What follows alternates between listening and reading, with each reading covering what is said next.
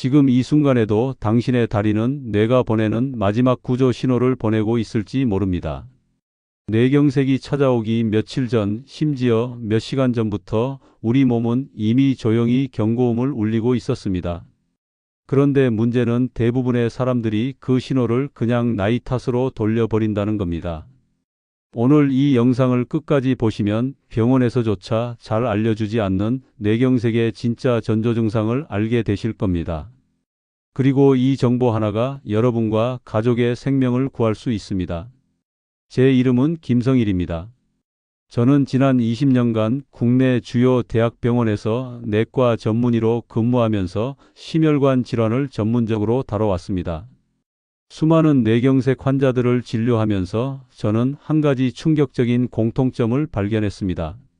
거의 모든 환자분들이 실제 뇌경색이 오기 전에 다리에서 이상 신호를 경험하셨다는 사실이었습니다. 자, 이런 경험 있으실 거예요. 아침에 일어나 화장실에 가려는데 한쪽 다리가 유난히 뻣뻣하고 힘이 없어 뒤뚱뒤뚱 걸으신 적, 아니면 평소에 늘 다니던 길인데 갑자기 발끝이 턱에 걸려서 휘청하신 적도 있으실 거예요. 이럴 때 대부분은 이렇게 생각하시죠. 어젯밤에 잠을 잘못 잤나? 운동을 안 해서 근력이 떨어졌나? 나이 들어서 그렇겠지. 사실 병원에 오시는 환자분들도 똑같은 말씀을 하세요. 가족분들도 크게 다르지 않습니다. 다리가 불편하다고 가족들에게 얘기하면 운동 부족이야, 밖에 나가서 좀 걸어 하고 그냥 대수롭지 않게 넘기는 경우가 많습니다. 그런데 여기서 충격적인 사실을 하나 말씀드리겠습니다. 국내외 여러 연구에서 뇌경색 환자들의 절반 이상이 발병 전에 다리에서 먼저 이상을 느꼈다고 보고했습니다. 다시 말해, 얼굴이 한쪽으로 내려앉거나 말이 어눌해지기 훨씬 전에 이미 다리가 먼저 위험을 알려주고 있었던 겁니다. 하지만 안타깝게도 대부분의 사람들이 그 골든 타임을 놓치고 맙니다. 제가 실제로 진료했던 두 분의 이야기를 들려드리겠습니다. 한 분은 다리에서 온 신호를 제때 알아채고 건강을 되찾으신 분이고, 또 한 분은 안타깝게도 그 신호를 무시하다가 평생 불편을 안고 살아가셔야 했던 분입니다. 먼저 68세 남성 김철수라는 분이었습니다. 이분은 3주 전부터 오른쪽 다리에 힘이 자꾸 빠진다고 느끼셨습니다. 그런데 본인 스스로는 나이 들어서 그렇겠지 하고 대수롭지 않게 넘기셨죠. 어느 날 따님이 아버지와 함께 마트에 장을 보러 갔다가 이상함을 눈치챘습니다. 평소에는 잘 걸으시던 분이 계산대 앞에서 갑자기 다리에 힘이 빠져 주저앉을 뻔한 거예요. 그 모습을 본 따님이 이건 그냥 나이가 아니다 싶어 바로 병원으로 모시고 오셨습니다. 검사 결과는 충격적이었습니다. 왼쪽 뇌혈관이 70%가량 막혀 있었어요. 만약 발견이 늦었다면 몇 주 안에 큰 뇌경색으로 이어졌을 가능성이 매우 높았습니다. 하지만 다행히도 조기에 치료를 시작해 약물과 생활 습관을 교정하면서 무사히 회복하실 수 있었습니다. 지금도 건강하게 지내고 계십니다. 이와 반대로 72세 여성 환자분의 경우는 너무 늦게 발견된 안타까운 사례였습니다. 그분의 이름은 박영희라는 분이었는데 일주일 전부터 왼쪽 다리가 절고 힘이 빠지는 증상을 반복적으로 호소하셨습니다. 하지만 가족들은 그저 나이가 들어서 생긴 자연스러운 현상쯤으로 생각했습니다. 운동이 부족해서 그렇다고 여겨 조금 더 걸으라고 권하기만 했고, 정작 다리의 불편함을 심각하게 받아들이지는 않았습니다. 그러던 어느 날 아침, 부엌에서 아침 식사를 준비하시다가 갑자기 쓰러지셨습니다. 가족들이 놀라 급히 응급실로 모시고 왔을 때는 이미 오른쪽 뇌에 큰 경색이 진행된 상태였습니다.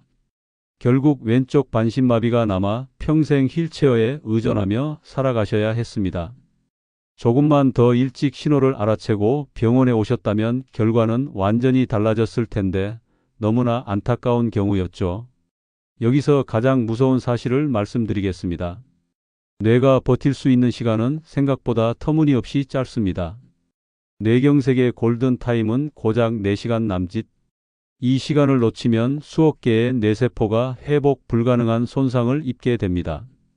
더 무서운 건 우리가 흔히 일과성 허혈 발작이라고 부르는 증상입니다. 쉽게 말하면 뇌혈관이 잠깐 막혔다가 다시 뚫리면서 나타나는 일시적인 뇌경색 신호입니다. 그래서 몇 분 동안 다리에 힘이 빠졌다가 혹은 감각이 둔해졌다가 다시 정상으로 돌아오는 거예요. 문제는 여기서 많은 분들이 안심을 해버린다는 겁니다. 다시 괜찮아졌으니 이제는 별일 아니다 하고 넘어가시는 거죠. 하지만 연구에 따르면 일과성 허혈 발작을 경험한 환자의 75%가 3개월 이내에 실제 뇌경색으로 진행하며 그중 절반은 단 48시간 안에 발병합니다. 그러니까 잠깐 증상이 사라졌다는 건 오히려 큰 뇌경색이 곧 온다는 경고일 수 있는 겁니다. 도대체 왜 다리에서 뇌경색 신호가 나타나는 걸까요? 이걸 이해하려면 먼저 우리 몸의 혈액순환을 떠올려 보셔야 합니다. 여러분, 오래된 고층 아파트라고 생각을 해보죠. 수압이 약할 때 어디부터 물이 안 나오나요? 꼭대기층부터죠. 우리 몸도 똑같습니다. 혈액 공급이 약해지면 심장에서 가장 멀리 떨어진 다리부터 문제가 생기기 시작합니다. 특히 뇌혈관이 막히면서 전체 순환이 나빠지면 다리 근육까지 산소와 영양이 제대로 전달되지 않으니 힘이 빠지고 감각도 둔해지는 거예요. 더 중요한 건 뇌의 구조입니다. 우리 뇌는 좌우가 교차해서 몸을 조정합니다. 그래서 한쪽 뇌혈관이 막히기 시작하면 반대편 다리에 먼저 신호가 나타나는 거예요. 이유는 간단합니다. 왼쪽 뇌는 오른쪽 팔과 다리를, 오른쪽 뇌는 왼쪽 팔과 다리를 조절합니다. 뇌에서 내려가는 신경이 중간에서 교차하기 때문에 왼쪽 뇌에 문제가 생기면 오른쪽 다리에, 오른쪽 뇌에 문제가 생기면 왼쪽 다리에 이상이 생기는 겁니다. 게다가 다리는 걷기, 균형 잡기, 체중 지탱하기 같은 복잡한 일을 동시에 하고 있기 때문에 뇌의 작은 이상도 금방 티가 나죠. 그래서 다리는 뇌 건강의 조기 경보 역할을 한다고 보시면 됩니다. 이제 조금 감이 오시나요? 다리가 보내는 작은 신호를 무심히 넘기는 게 얼마나 위험한 일인지요. 하지만 여러분, 희망은 있습니다. 지금부터 제가 알려드리는 다리에서 나타나는 뇌경색 신호 7가지를 제대로 알고 계시면 여러분 자신은 물론 가족의 생명까지 지킬 수 있습니다. 이건 단순한 증상이 아니라 살아있는 경고등이라고 생각하셔야 합니다. 혹시라도 이 중 한 가지만이라도 경험하셨다면 절대 그냥 넘기지 마셔야 합니다. 첫째, 한쪽 다리에 갑작스러운 힘 빠짐입니다. 계단을 오르다 갑자기 한쪽 다리에 힘이 풀려 주저앉을 뻔한 경험, 혹은 의자에서 일어날 때 유독 한쪽 다리에만 힘이 안 들어가는 경험 혹시 있으셨나요? 많은 분들이 이런 순간을 단순히 피곤하거나 운동 부족 탓으로 돌리지만 사실은 그렇지 않습니다. 운동 부족으로 다리가 약해지면 보통 양쪽이 함께 힘이 빠지고 걸으면 걸을수록 점점 지쳐가는 양상으로 나타납니다. 반면 뇌혈관에 문제가 있으면 특징적으로 한쪽 다리만, 그것도 갑자기 뚝 힘이 빠지는 형태로 나타납니다. 쉬어도 금방 회복되지 않거나 같은 쪽에서 반복된다면 단순한 근육 약화가 아니라는 뜻이죠. 둘째, 다리의 저림과 감각 이상입니다. 발바닥이 무뎌져 뜨겁고 차가운 것을 잘 구별하지 못하거나 촉감이 둔해지는 경우가 있습니다. 많은 분들이 이렇게 표현하세요. 맨발인데 양말을 신은 것 같다. 발바닥에 솜을 깔고 걷는 느낌이다. 여기서 중요한 건 이런 저림이 단순히 말초 신경 문제와는 다르다는 점입니다. 허리 디스크나 신경이 눌려서 생기는 저림은 보통 발끝에서 시작해 발목, 종아리 쪽으로 양말 신는 범위처럼 서서히 퍼져 올라가는 양상으로 나타납니다. 또 허리를 숙이거나 오래 앉아 있을 때 심해졌다가 자세를 바꾸면 다시 괜찮아지는 경우도 많죠. 그런데 뇌혈관 문제로 오는 저림은 양상이 전혀 다릅니다. 특징적으로 한쪽 다리에만, 그것도 갑작스럽게 나타나고 자세와 상관없이 반복되는 경우가 많습니다. 발 자체는 멀쩡하지만 감각 신호를 처리하는 뇌의 감각, 피질의 혈류가 부족해지면서 뇌가 그 신호를 잘못 해석하는 거예요. 그래서 뜨거운 물에 발을 담갔는데도 덜 뜨겁게 느껴지거나 울퉁불퉁한 바닥인데도 평평한 것처럼 느껴지기도 합니다. 셋째, 다리를 질질 끄는 보행, 의학적으로는 족하수라고 부릅니다. 정상이라면 발목 근육이 발끝을 들어 올려 바닥에 걸리지 않도록 해줍니다. 그런데 뇌에서 내려오는 신호가 제대로 전달되지 않으면 발목을 들어 올리는 힘이 약해져 발끝이 바닥에 끌리게 됩니다. 그래서 걷는 소리가 달라지고 신발 앞부분이 유난히 빨리 닳는 특징이 나타나죠. 문제는 본인은 잘 모른다는 겁니다. 대신 가족들이 먼저 눈치채는 경우가 많습니다. 요즘 아버지 걸음걸이가 이상하다. 발을 자꾸 끄는 소리가 난다. 이렇게 일상 속 작은 변화를 통해 드러나는 경우가 많습니다. 실제로 제가 만난 환자 한 분은 아내가 신발 앞창이 한쪽만 이상하게 닳는다고 의심해서 병원에 오셨습니다. 검사 결과 작은 뇌경색이 확인되었고 조기에 발견해 큰 사고를 막을 수 있었습니다. 이처럼 걸음걸이의 작은 변화, 신발, 마모나 발소리 같은 단서가 사실은 뇌가 보내는 중요한 신호일 수 있습니다. 무심코 지나치지 말고 가족끼리 서로 잘 살펴봐야 합니다. 넷째, 자꾸 걸려 넘어지는 증상입니다. 평소에 잘 다니던 길인데 요즘 따라 문턱이나 계단에 자꾸 걸리는 경우가 있으신가요? 이건 단순히 문턱을 못 봐서 그런 게 아니라 뇌혈관 손상으로 고유 감각이 떨어진 신호일 수 있습니다.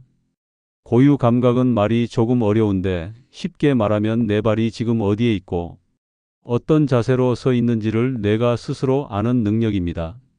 우리가 길을 걸을 때 발을 일일이 내려다보지 않아도 걸을 수 있잖아요. 계단을 오를 때도 눈으로 발끝을 확인하지 않고 자연스럽게 발을 올려놓을 수 있는 건 고유 감각. 신호가 뇌에서 다리까지 잘 전달되기 때문입니다. 그런데 이 기능이 떨어지면 뇌가 발의 위치를 제대로 인식하지 못해 작은 문턱에도 걸려 넘어지고 계단 높이를 잘못 짚어 휘청거리게 되는 거죠. 문제는 이런 낙상이 단순히 넘어지는 걸로 끝나지 않는다는 거예요. 특히 70대 이상 어르신들의 경우 넘어짐은 곧 엉덩이 골절, 척추 골절, 그리고 장기간의 와병 생활로 이어지기 쉽습니다. 물론 누구나 가끔은 발이 걸릴 수 있습니다. 하지만 특별한 이유가 없는데도 반복적으로 같은 증상이 나타난다면 단순한 노화가 아니라 뇌가 보내는 위험 신호일 수 있다는 거죠. 다섯째, 다리 떨림과 내가 원치 않았는데도 저절로 나타나는 움직임입니다. 쉽게 말해 내가 가만히 있으려고 해도 다리가 자꾸 달달 떨리거나 스스로 제어하기 어려운 움직임이 반복되는 경우예요. 물론 누구나 피곤하거나 긴장했을 때 다리가 잠깐 떨릴 수 있습니다. 그런데 이런 경우는 대개 금방 멈추고 쉬면 사라집니다. 하지만 뇌혈관 문제로 생기는 떨림은 양상이 다릅니다. 원하지 않아도 반복적으로 나타나고 특정 상황과 상관없이 지속되는 특징이 있죠. 왜 이런 일이 생길까요? 뇌는 우리 몸의 지휘자 같은 역할을 합니다. 다리를 움직여라, 멈춰라, 힘을 줘라 하는 신호를 내려보내야 하는데 뇌혈관이 좁아지거나 막히면 이 신호가 불안정해집니다. 신호가 들쭉날쭉해지니 다리가 내가 원하지 않았는데도 떨리거나 움찔거리는 겁니다.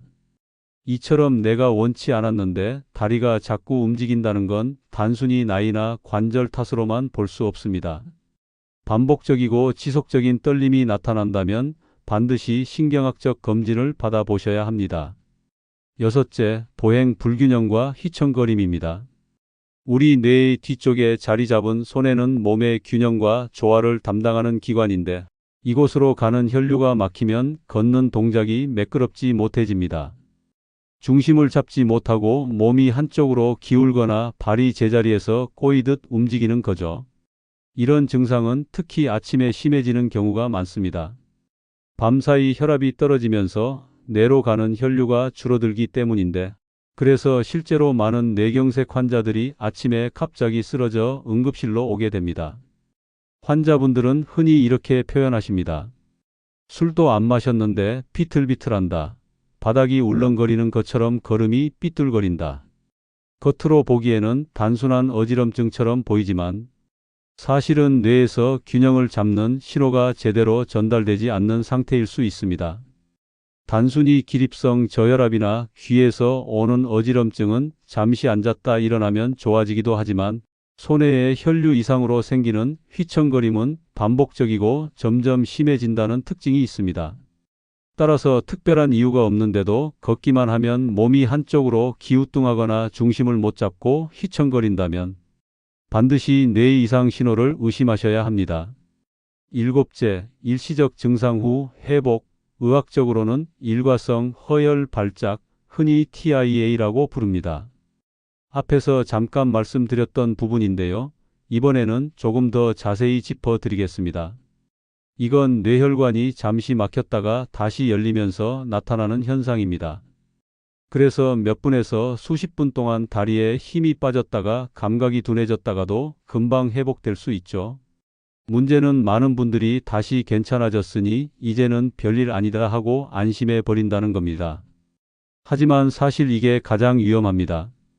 연구에 따르면 TIA를 경험한 환자의 75%가 3개월 이내에 실제 뇌경색으로 진행하며 그중 절반은 단 48시간 안에 발병합니다.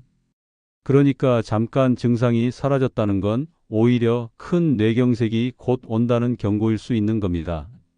실제로 제가 만난 환자 중에도 다리에 힘이 빠졌다가 20분 만에 정상으로 돌아와 그냥 귀가하신 분이 있었습니다. 다행히 가족분들이 불안하다며 다음 날 병원에 모시고 와서 작은 뇌경색을 조기에 발견하고 치료할 수 있었지만 그렇지 않았다면 며칠 안에 큰 뇌경색으로 이어졌을 가능성이 높았습니다. 자, 이렇게 다리에서 나타나는 7가지 뇌경색 전조 신호를 살펴봤습니다. 혹시 이 중에서 경험해 보신 증상이 있으신가요? 단 하나라도 해당된다면 절대 가볍게 넘기지 마시고 반드시 의료진과 상담하시기 바랍니다. 여기까지 들으시고 혹시 마음이 무거워지셨나요? 걱정하지 않으셔도 됩니다. 이제부터는 희망적인 이야기를 드리겠습니다. 뇌경색은 무섭지만 사실 환자의 80% 이상은 생활 습관, 관리만으로도 예방이 가능하다는 게 세계보건기구와 유럽신경학회의 공식 발표예요. 지금부터라도 시작하면 늦지 않습니다. 제가 진료할 때도 생활 습관을 조금만 바꿔서 완전히 다른 삶을 사시는 분들을 많이 봤습니다. 먼저 혈압 관리가 가장 기본입니다. 혈압은 가능한 120에 80 전후로 유지하는 게 이상적이에요. 그런데 고혈압인 분이라면 적어도 130에 80 정도를 목표로 관리하셔야 합니다. 이 단계를 고혈압 1기 단계라고 하는데 적어도 그 정도까지는 혈압을 안정시켜야 합니다. 매일 같은 시간에 혈압을 재고 기록해 두는 습관이 중요합니다. 특히 아침에 일어나서 30분쯤 지난 뒤 측정하는 게 가장 정확합니다. 혈압이 높아지면 혈관벽에 작은 상처가 생기고 그 자리에 콜레스테롤이 달라붙으면서 혈관이 점점 좁아지게 됩니다. 이런 과정이 반복되면 결국 혈관이 막혀 뇌경색으로 이어질 수 있는 거죠. 다음은 혈당 관리입니다. 건강한 분들은 공복 혈당은 100 미만, 식후 2시간 혈당은 140 미만을 유지하는 게 이상적입니다.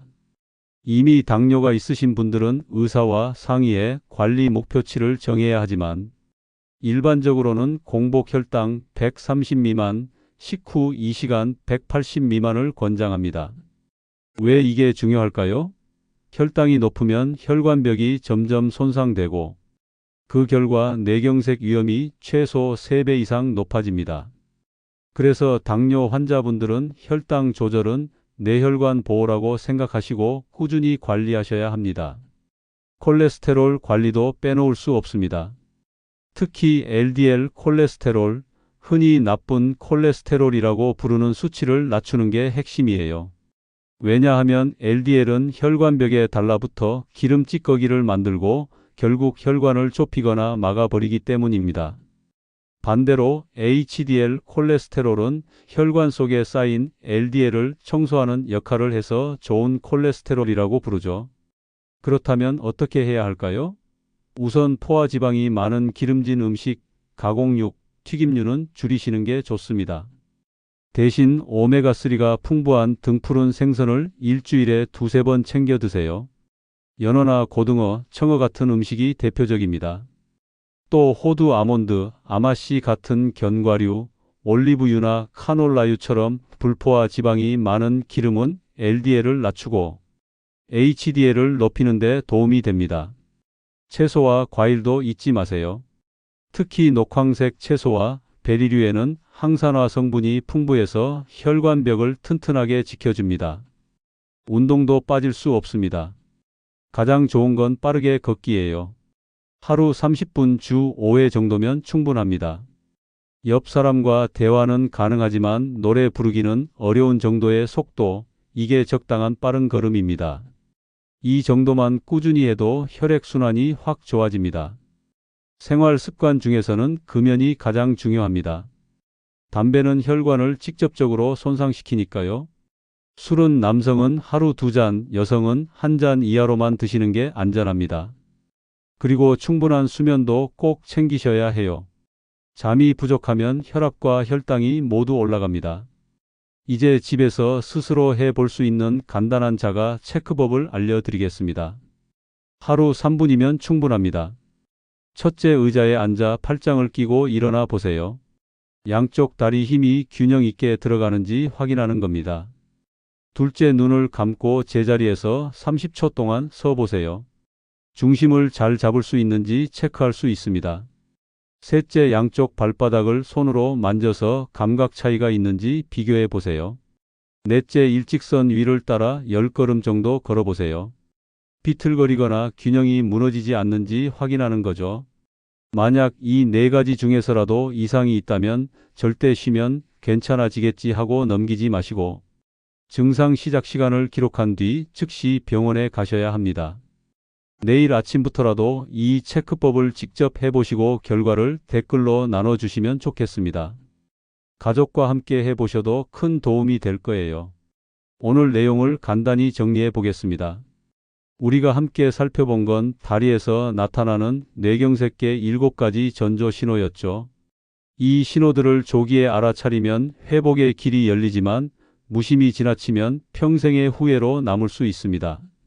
작은 신호, 마지막 경고, 평생의 후회. 이 세 단어가 무겁게 느껴지실 수도 있지만 이제 여러분은 이 모든 걸 막을 수 있는 지식을 손에 넣으셨습니다. 다리는 단순히 우리 몸을 지탱하는 기둥이 아니라 뇌가 보내는 경보 장치입니다. 경보음을 무시하면 화재를 피할 수 없듯 다리에서 오는 신호를 무시하면 뇌경색을 피하기 어렵습니다. 하지만 우리 몸은 거짓말을 하지 않습니다. 다리는 뇌의 언어라는 걸 꼭 기억해 주세요. 오늘 영상이 도움이 되셨다면 구독과 좋아요 잊지 말아주세요. 그리고 주변 분들에게도 공유해 주시면 좋겠습니다. 여러분의 작은 나눔이 누군가의 생명을 지킬 수 있으니까요. 댓글로 어떤 증상이 가장 걱정되시는지 또 자가 체크를 해보신 결과도 공유해 주세요. 여러분의 경험이 다른 분들에게 큰 도움이 될 수 있습니다. 앞으로도 건강한 삶을 지키는데 꼭 필요한 이야기들을 계속 전해드리겠습니다. 지금까지 의사 김성일이었습니다. 감사합니다.